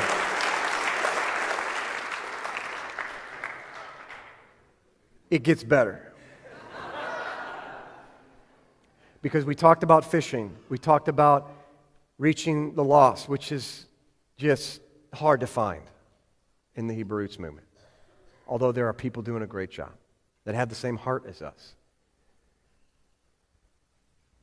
But the Christian Roots movement does tremendous things. It's so genius. I so wish in my flesh pride I could take credit. But it was so God.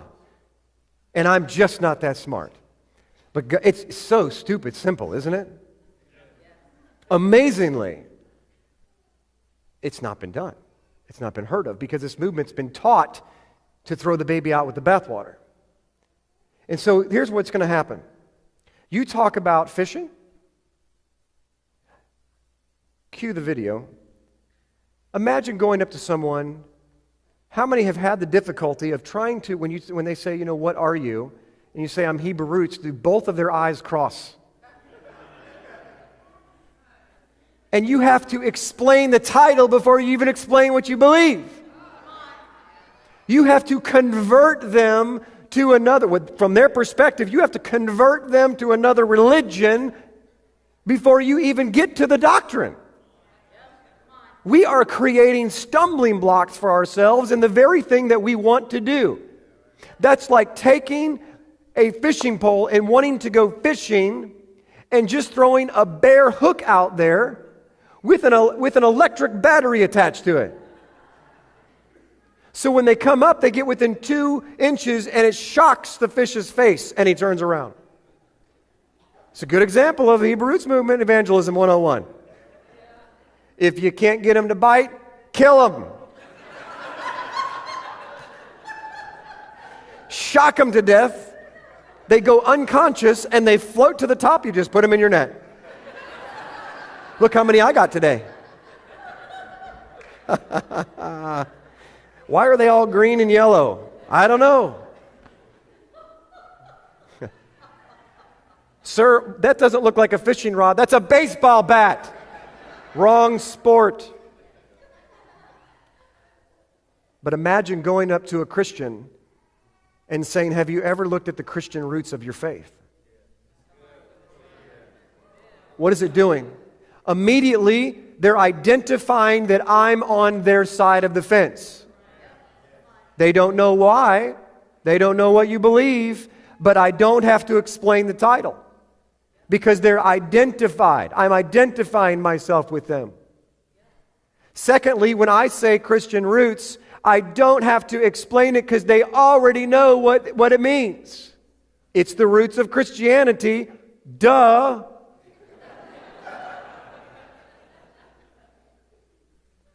Now I can begin to explain to them how my family got saved, how my family got repaired. I'm teaching you evangelism right now. See, some of you cheat and just give them truth or tradition and run. Every one of you that are laughing, you've done that. Praise God, it works sometimes.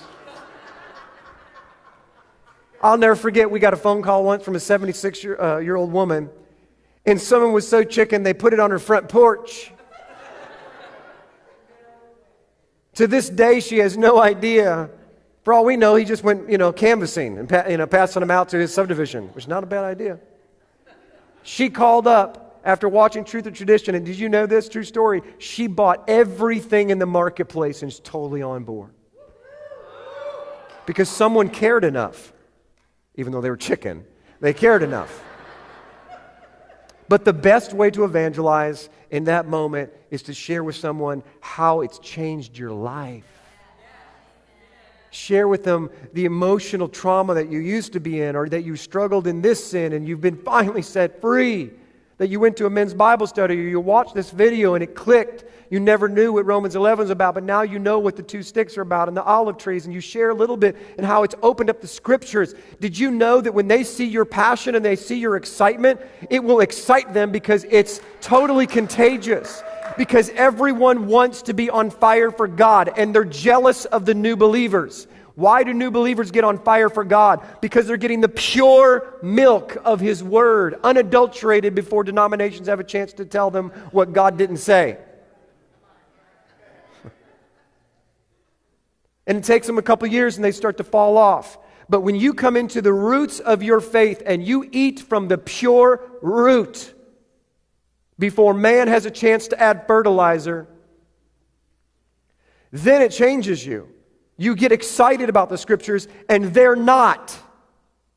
So when you're telling them about something that you learned in the Scriptures, you're forgetting it's been months and maybe years since they got anything out of the Scriptures. Because everybody comes to the mega churches and they all pat each other for the mocha, but they're starving and hungry, and they're broken, and their marriages are hurting. 80% of the men are totally addicted to pornography. 80%. And ladies and gentlemen, that's only of those that admit it. Families are broken, and we have the answer. And people want to say, why do you have to go on television? Why don't you tell Yeshua, why did you have to send the disciples out 2 by 2? Why couldn't you just write a little memo to each city? Because face to face, when people see it, and they experience it, and they taste it, and see that He is good, they will consume it all. You don't have to shove it down their throat. They're starving. Haven't you ever fasted? Anybody ever fasted in here? What do you think about when you're fasting? What a bunch of pagans. That's not what I was going with that. I do too, sorry. But see, I'm an eccentric type of person, if you haven't figured it out. And at the end of my fast, I don't do what you're supposed to do, which is like just eat a piece of fruit. I'm going to have me a side salad. I'm going to work my way back into my appetite. Heck no, I'm going to Golden Corral. It's buffet time.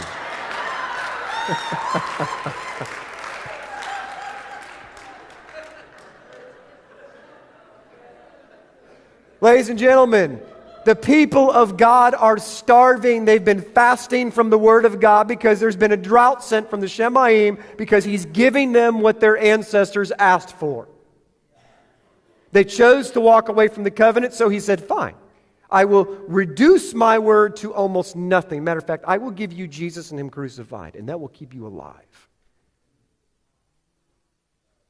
But I will not give you the meat that will make you grow into being a light to the nations.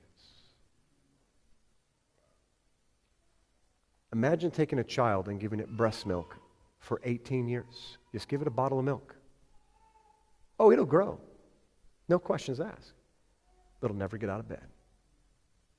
It'll have no structure, no muscle, no energy, no stamina. It will only exist. Oh, it can talk, so it talks to the other big babies next to it.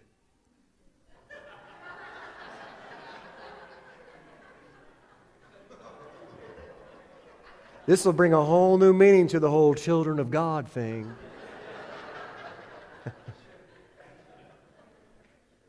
I'm telling you, God doesn't want us to be children. He wants us to be tamim, mature and complete, not lacking anything. And did you know that that phrase is connected to no spots or wrinkles?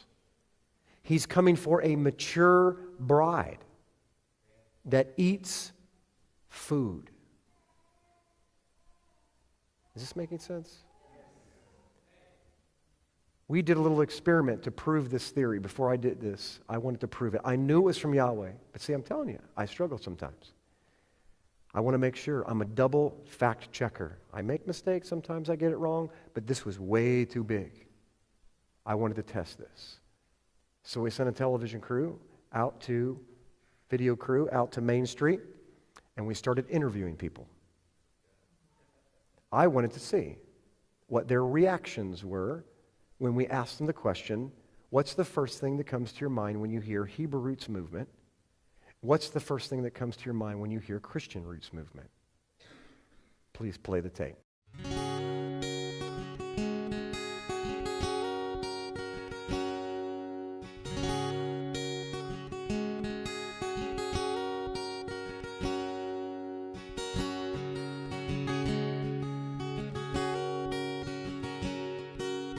Hebrew Roots Movement. For me, I don't feel comfortable. I don't even know talking about it. For me, I don't know what to say about that. I'm not too sure. I mean, never heard that phrase. Not sure. I'm not sure what to answer with that one. You know, that's a hard one. We don't really talk much about Hebrew roots in Catholic religion. Hebrew roots. I don't know. Not a whole lot comes to mind, to be honest. Where we come from or what we're grounded where in, faith like comes from in the beginning. how it developed, maybe. Yeah. I'm still not sure. I would have to think back to motherland, I guess, Israel. I mean, you don't formally think of something here, but you would think far away where everything originally came from. Jewish community? Yeah. It's the Old Testament, Jewish people back in Egypt. Jewish religion? Jewish. Hebrew roots. For me, that would be the kind of Jewish background to the Christian faith, the Old Testament, and our heritage, and people like Moses, Abraham, Isaac, Jacob, and so on. Jewish? Hebrew, I mean, I just think of, I guess, Jewish, you know. People of the Jewish faith that are also moving to increase their faith. What comes to mind is probably with the Jews, just reaffirming where they come from. Well, Hebrew's Roots movement would be maybe a movement back towards the faith of the Old Testament saints. Original Old Testament scripture. I would think more Jewish, maybe what their roots are,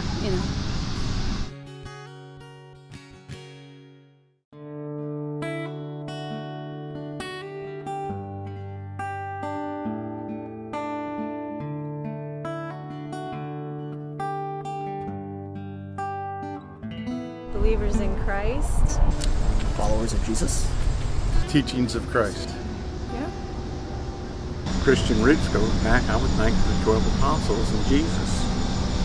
I guess it's somebody who believes in Jesus and wants to follow the good path and treat people like they want to be treated. Jesus. Yeah. Start with Christ. Well, that's what I was thinking. Jesus Christ. That's the first thing that came into my mind. First century. Jesus. Jesus is the Christian roots because he is the root of our soul.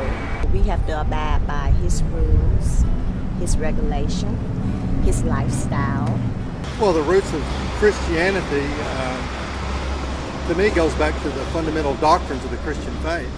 And I would hope that it would also include the country we live in, this nation, that maybe our country would move back to the principles that this country was founded upon. Absolutely. If I thought of some type of movement, I would think that maybe I would hope for some type of revival. Like Answers in Genesis or something? Something reaffirming our roots, where we come from. The origin of Christianity, all the branches, and just back to the roots, It's where you came from. Your belief. It's not all the wishy-washy that comes afterwards. It's the basics of Christianity. Moral foundation.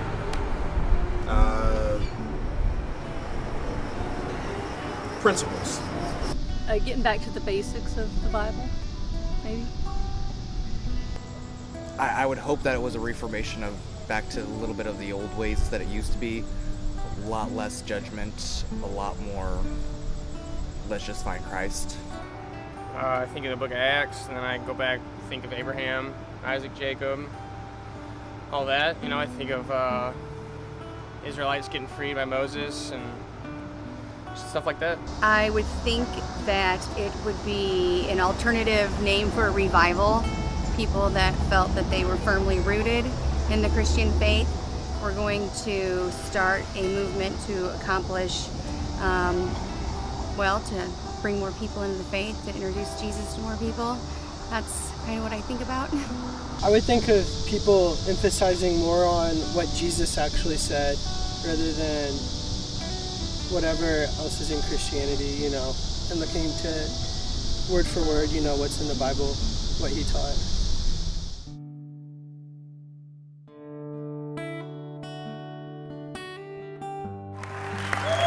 Come on. If that doesn't get you excited about the future of this movement, then you need to check your pulse.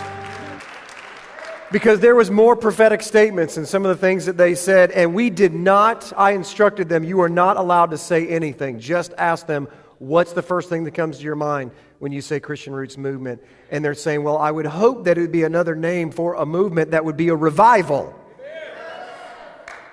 We didn't pay her to say that. And so you saw the difference. Did you see the difference? I mean, crickets, confusion, I have no idea, going back to the roots of Jew. It makes perfect sense. It's the roots of the Jewish people. That's what the name means to them. But you're starting off within the same framework, on the same side of the fence, and they already know where you're going. Just by saying Christian Roots Movement, they know Acts 15, the original things of Jesus. We're going back to what Jesus said before all the fluff was added. I love that one. So how do we end this? God has brought us to this point, and I'm excited that He brought me into Christianity. I'm excited that He brought me into the Hebrew Roots Movement, but I am more excited that we are about to cross the Jordan River on a brand new boat. Now, I will tell you this. This is the vision. The last vision that Yahweh gave me was this, is that this was going to totally divide this movement into two. And then the Father says, there are people that are going to accuse you of division. But those who have eyes to see and ears to hear will not see a division. They will see a path to the other side of the Jordan River, dry and clean, for us to go over and to take our inheritance. Yahweh is building Gideon's army, and He's creating the structure to do that. This movement will be different than the older movements, and here's why. If I have anything to do with it, we're going to build structure. We're going to let Yahweh build this house according to His word. It's not going to be a bunch of independent Hebrew contractors anymore, because we won't let them in. And I don't know what it looks like. I can't tell you. I'm not that good of a leader. I don't know what it looks like. But I know that He knows. And I know what He wants it to be. I just don't know how to get it there. But all I have to do is follow Him one step at a time. If we follow Him one step at a time, let's do this. Can I have you guys come up here for a second? You three? Lucian, can you come up here? Steve, can you come up here? Yeah, come on up. Come on up. Michael, come on up. Felita, come on up. David, Diana, come on up.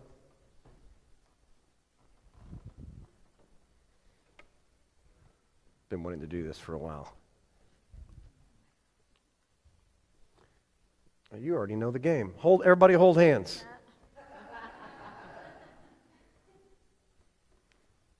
What do you see? You guys are so spiritual. What I see, because I'm just a child at heart, is I see Red Rover. Come on, say it with me. Red Rover, send Johnny right over. How many remember that, right? It's been a couple years, I know. But this is what God told me to do tonight. This is how you play Red Rover. The problem in the Hebrew Roots movement is this.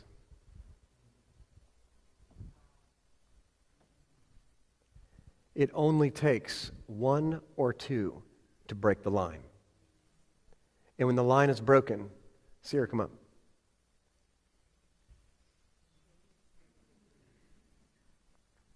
You're going to be the enemy.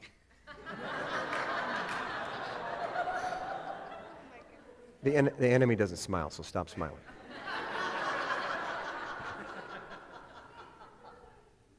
I want you to destroy that line. Okay? All you have to do is get to the other side of that line. You pick the weakest place and just go to the other side. Okay? Go. The enemy's not that smart. See, this is proof. There she goes. Give her a round of applause.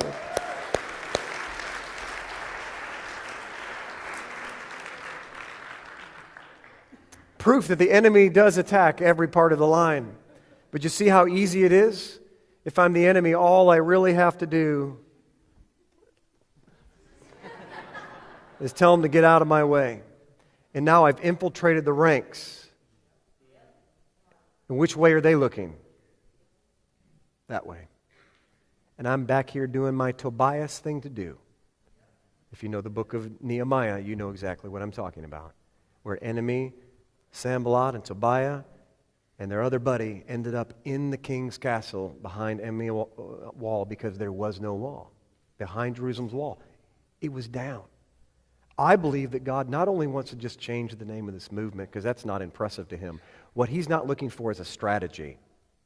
He's looking for something that is deeper than that. He's looking to rebuild the walls. And to rebuild the walls, you have to have structure. Because what happens when you build structure and you teach people how to play nice, and if you don't play nice, we'll have a Sanhedrin that you can sit in front of, or God will replace you, because we can't afford independent contractors on this side of the Jordan. Because the Canaanites are strong, the Jebusites are strong, the Nephilim are strong, the giants are here. The giants weren't even on the other side of the river.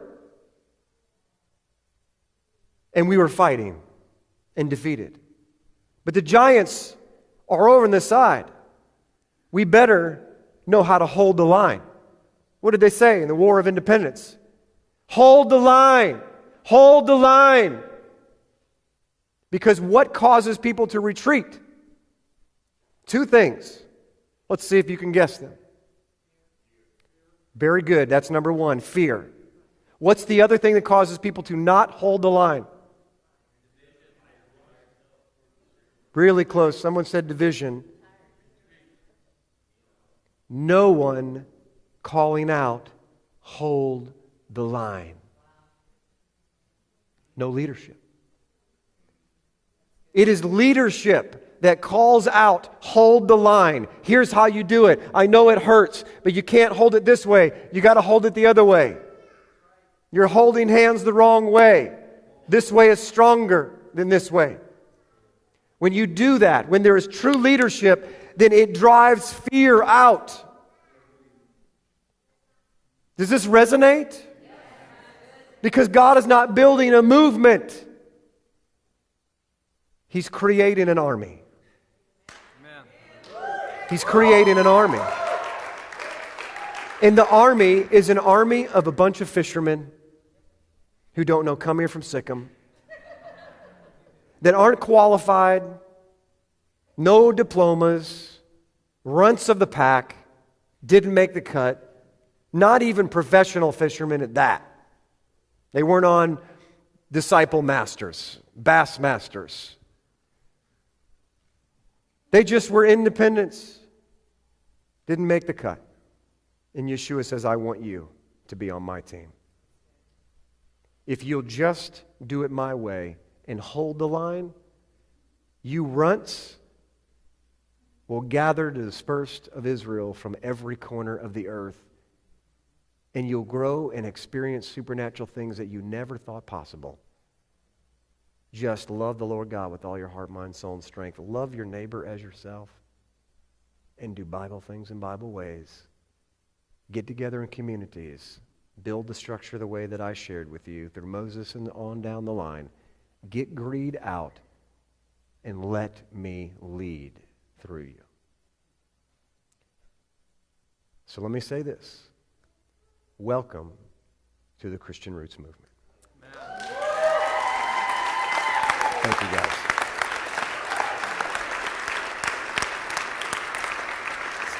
Stand to your feet, everyone. You can stand to your feet at home if you're still up. I hope that you are as excited as we are.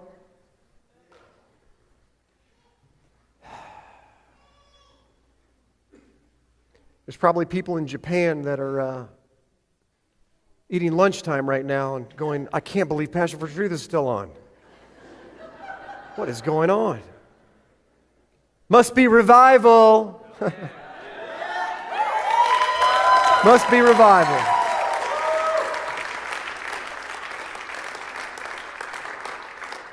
Is anybody up for singing one song before we leave? Okay. Huh? It's all unhooked? Okay. Anybody know Kumbaya? Me neither.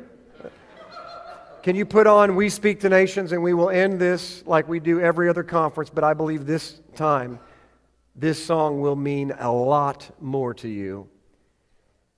And we have all the flags over there, and then we're going to have people pass them out. So if I could have my prayer team and our leaders, if you could go over to this side and start grabbing the flags, and we'll pass them out to you. But this ministry's sole purpose is to speak to the nations, and it starts at home. It starts with a dad, starts with a mom, starts with a single person that wants to follow God. It starts with children, it starts with families, and it moves out into the community, into the state, into the local, the local region, and then to the nations.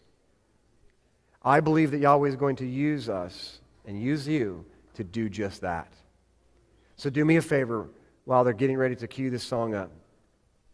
Hold the line. When someone gets on your Facebook page and says something that's inappropriate, do not allow it. Hold the line. Respectfully tell them, I do not allow this on my page. If you don't have anything nice to say, don't say anything, like Grandma says, right? I don't know where this is going, folks, but I do know it's going across the river into the promised land. And I can tell you we're excited now, and I'm excited now, but I know a war is coming. Because when Yahweh moves at the level that He's moving right now, the enemy is already counting the cost. He will come against us. Difference this time, we know who we serve. And the God of Abraham, Isaac, and Jacob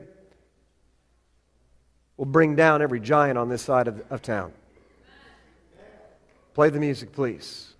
Nations calling,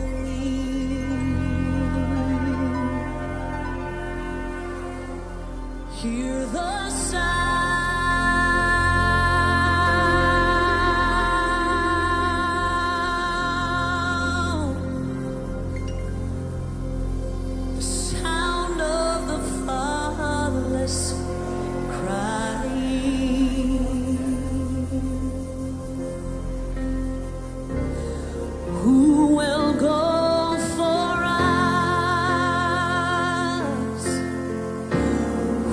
Will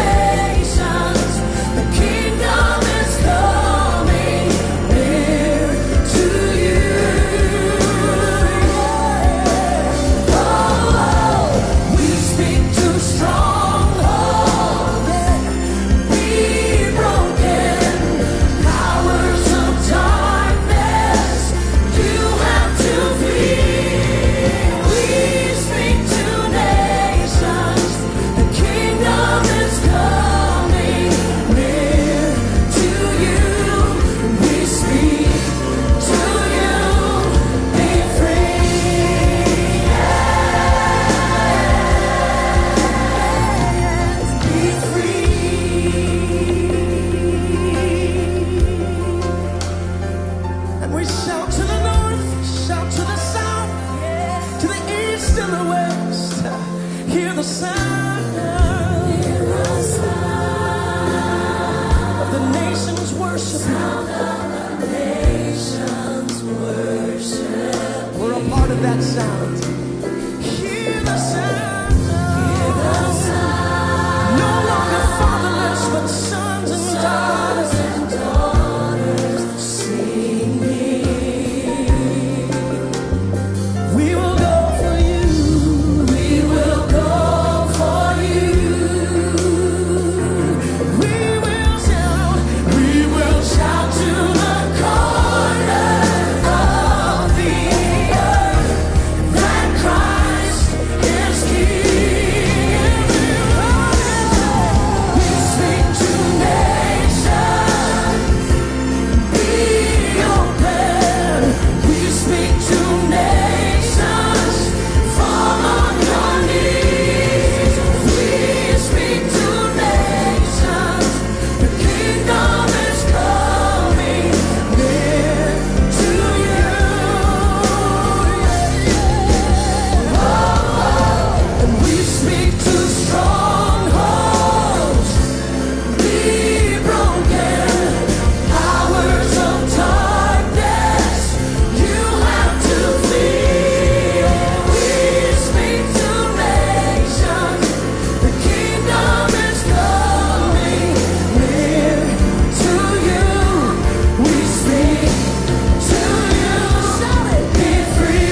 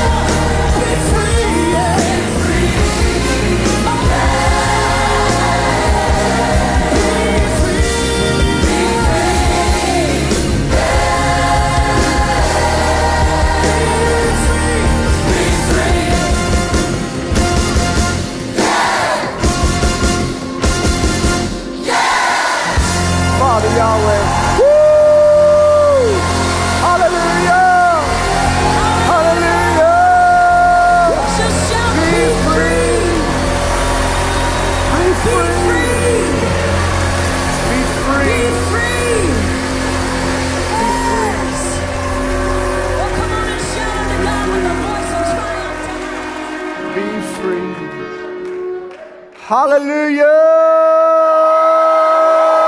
Thank you, God. Thank you for your freedom, Lord. Thank you, Father, that you have begun the war and you lead the war. By the word of our testimony and by the blood of your Son, we will win. Father, let the war commence on your terms, your timing, by the help of your angels and your Spirit. We will go step by step into our inheritance and reclaim what the enemy has taken, to reclaim what the locusts have eaten. And Father, we declare that your land that may be parched and dry, we ask that you would send the rain. Thank you for letting it rain. Let it pour. And let this moment mark, like last week marked the moment that you crowned prophetically your bride. Let this week begin the rest of her marriage, hand in hand with her bridegroom. Let us take our home, our inheritance, the gifts that we've been given, and let us walk this out in love. Father, I pray for everyone that is going to be a part of this movement. I pray you'd speak to their hearts. I pray that you create new leadership, new structure, a new pattern, a pattern of an army standard that would never break the line, and that you would truly reach the nations and it won't be just a song. I pray for stadiums to be filled with your people in all walks of life. Do what you do best, Father. Let's go fishing. Amen and amen. Hallelujah. Thank you for coming on behalf of all of our staff. I need to tell you something really cool that just happened to me. I knew I wasn't going to get a flag when I went over there because they had taken them all, but there was one left. And the reason why there was one left is because this little hook right here was keeping it from coming out. And I took it and I'm like, oh man, I don't want white. I wanted something colorful. And I was up here and I was doing this, and literally the thought went through my mind. I'm like, man, Lord, I really wanted to have something really cool, really colorful. And he said, Jim, white is every color. What's the matter with you? You've taught this. White is the color of every color in the rainbow.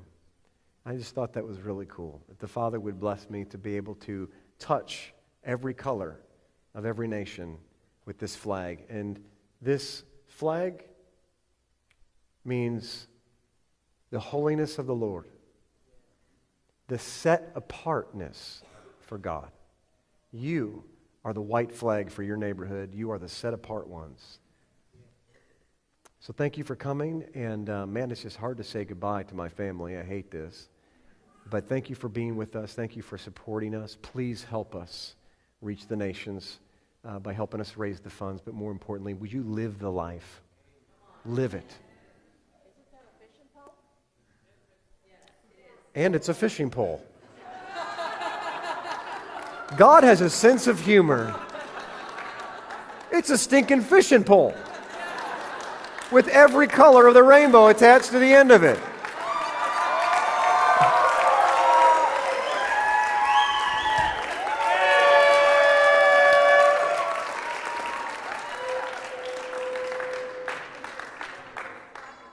It's Uncle Buck's crappie pole. The Lord really has humor. Well, at least we know He was listening tonight. All right, may the Lord bless you and keep you. May His face shine upon you. May He be gracious to you. May His countenance be lifted upon you and this entire world as He seeks to do His best through you to bring them shalom. Amen and amen.